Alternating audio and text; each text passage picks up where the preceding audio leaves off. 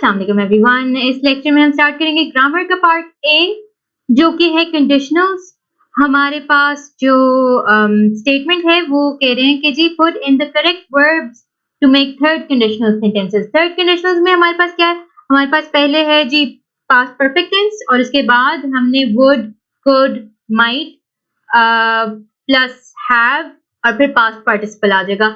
आसान सी चीज है, जब हम इसको करेंगे तो हमारे लिए आसान हो जाएगा, बेहतर समझ आ जाएगा। पहला हमारे पास सेंटेंस है if you blank not be late we blank not the bus, miss not the bus. ठीक है, इसको हम क्या लिख देंगे? If you had not been late we would not have,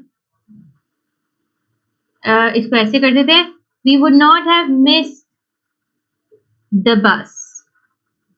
ठीक है, if you had not been late we would not have missed the bus। आगे है if we blank arrive earlier we blank see our aunt। इसको हम ऐसे कर देंगे if we had arrived earlier we could have seen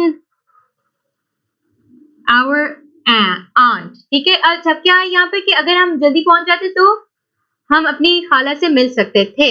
If she blank to art school she blank become a painter। If she had gone to art school she could become a painter। Number 4, if I blank be born in a different country I blank learn to speak a different language। If I had, अच्छा been यहाँ पर आएगा क्योंकि if I had been born in a different country, if I had born नहीं sense बनाएगा। if I had been born in a different country,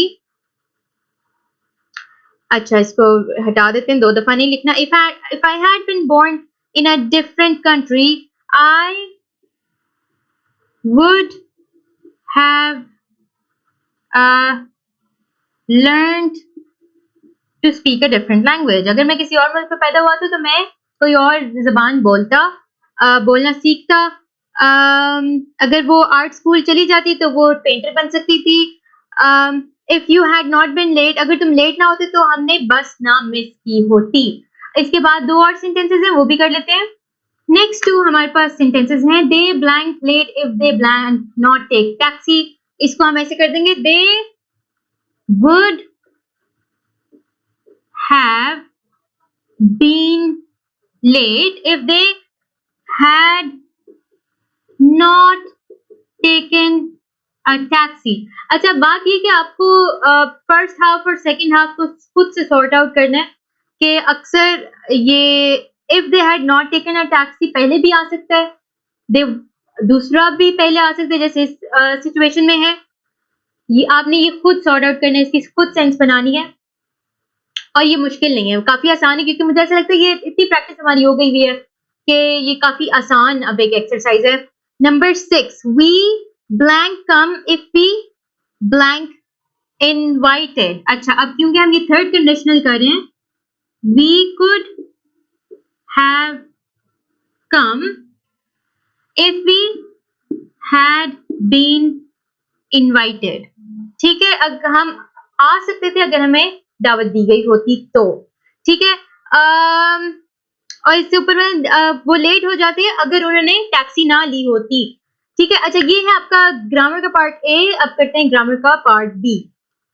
grammar का part B में हमारे पास है compound sentences. Compound sentences basically इसमें क्या होता है, इसमें 2 क्लॉजेज होते हैं और उनके अंदर एक कनेक्टिंग वर्ड होता है, यानी कि 2 इंडिपेंडेंट क्लॉजेज हैं और उसमें एक कोऑर्डिनेटिंग कंजंक्शन आ जाती है। अच्छा अब कोऑर्डिनेटिंग कंजंक्शन क्या होती है? कोऑर्डिनेटिंग कंजंक्शन होती है कि 2 इंडिपेंडेंट क्लॉजेज को जोड़े, उनमें कोऑर्डिनेशन पैदा करे। आसान से ये कॉन्सेप्ट है, बिल्कुल मुश्किल नहीं है। Compound sentences have a coordinating conjunction in the middle. ठीक है, अब क्या हो रहा है यहाँ पर, हमें दो सेंटेंसेस दिए गए हैं। Number 1, it rained for 3 days, the streets in my neighbourhood were flooded. अब हमारे पास ये दो जुमले हैं, इनको हमने कॉम्पाउंड सेंटेंस में बनाने, तो हम इसके लिए क्या करेंगे, इसके लिए हम ये करेंगे कि it rained for 3 days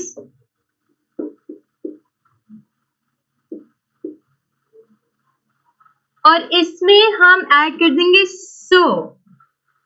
it rained for 3 days, so the streets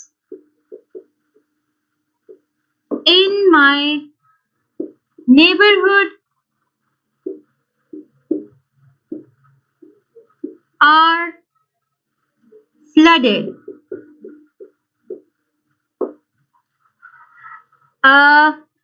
were flooded है, ठीक है, were flooded। अच्छा, अब यहाँ पर क्या हो रहा है, इसको गौर से देखें। इट रेन्ड फॉर 3 days हमारा इंडिपेंडेंट क्लॉज है। इंडिपेंडेंट क्लॉज का क्या मतलब है, अगर हम बाकी सब कुछ हटा देंगे तब भी ये एक कंप्लीट सेंटेंस रहेगा, ये सेंस बनाएगा, इट विल मेक सेंस। अगर हम सो को हटा दें, जैसे हमें रॉ फॉर्म में दिया गया है, the streets in my neighbourhood were flooded, अब ये एक कंप्लीट सेंटेंस है। ठीक है, इसमें आपका सब्जेक्ट भी है, आपका वर्ब भी है और इसमें आपका ऑब्जेक्ट भी है, यानी कि एक ओवरऑल कंप्लीट सेंटेंस है। अब इन दोनों सेंटेंसेस को ज्वाइन करने के लिए, इनको कंपाउंड सेंटेंस बनाने के लिए हम इसमें सो ऐड कर रहे हैं। इसी तरह से अब हम चलते हैं नंबर 2 की तरफ। नंबर 2 है Karim completed his work blank he put it in his binder. हम इसको ऐसे कर देंगे, Karim completed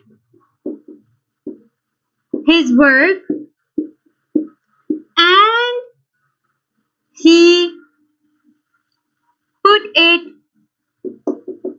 in his binder। Binder होती है आपकी एक किस्म की फाइल। तो करीम ने अपना काम मुकम्मल किया और उसने उसको अपने बाइंडर में रख दिया। दो कंप्लीट सेंटेंसेस, दरमियान में हमने कोऑर्डिनेटिंग कंजंक्शन लगा दी एंड की।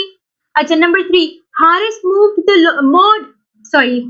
mowed the lawn, he earned 100 rupees। मो का मतलब होता है घास काटना, लॉन की घास काटना, तो हम इसको ऐसे कर देंगे, Haris mowed the lawn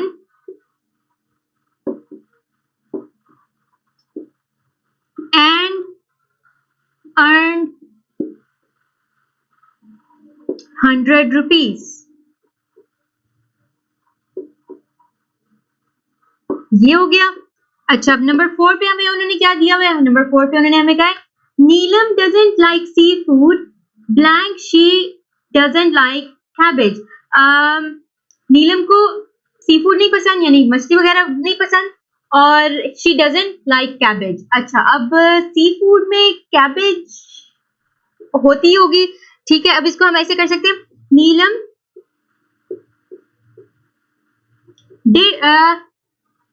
doesn't like seafood। जो इसकी यहाँ पर अकेली सेंस बन रही है ना, वो ये हो रही है कि हम इसमें बिकॉज ऐड कर दें, बिकॉज शी doesn't like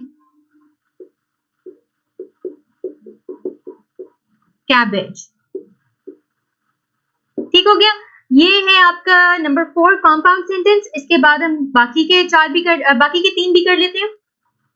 अच्छा, नंबर 4 जब हमने किया, उसका एक और भी तरीका हो सकता है लिखने का।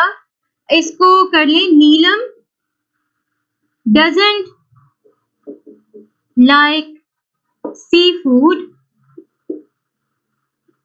नॉर शी लाइक्स या नॉर डज शी लाइक। थोड़ा सा इसको चेंज भी कर सकते हैं, कैबेज। ठीक हो गया कि ना वो सी फूड पसंद करती है और ना ही वो कैबेज पसंद करती है।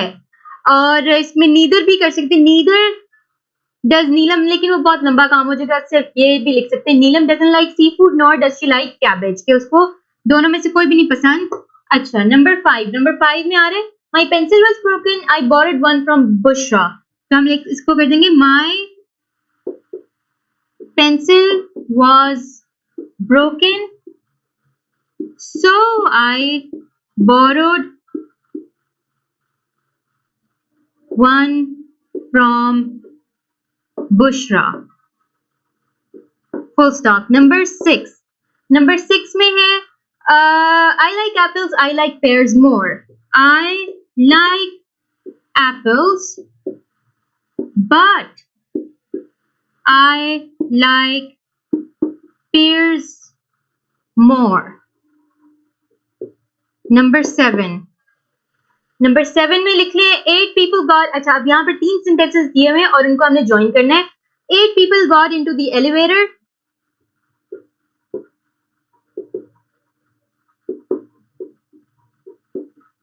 Got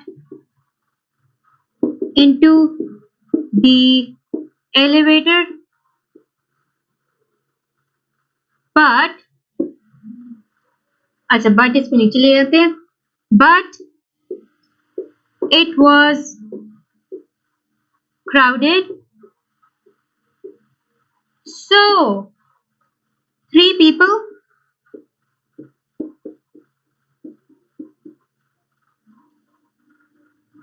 got off. यानी कि 8 लोग एलिवेटर में चढ़े. एलिवेटर होती है आपकी लिफ्ट, जो बॉक्स बना होता है. 8 लोग उसमें चढ़े, उसमें गए, लेकिन बहुत ज्यादा रश था, बहुत ज्यादा क्राउडेड था, भीड़ बहुत ज्यादा थी. सो 3 people got off, तो 3 लोग उतर गए. अच्छा, ये आपके थे कॉम्पाउंड सेंटेंसेस. इसकी प्रैक्टिस करें. तो कोई सवाल हो तो मुझसे पूछ लीजिएगा. मैं आपसे मिलूंगी नेक्स्ट लेक्चर में. तब तक के लिए अल्लाह हाफिज.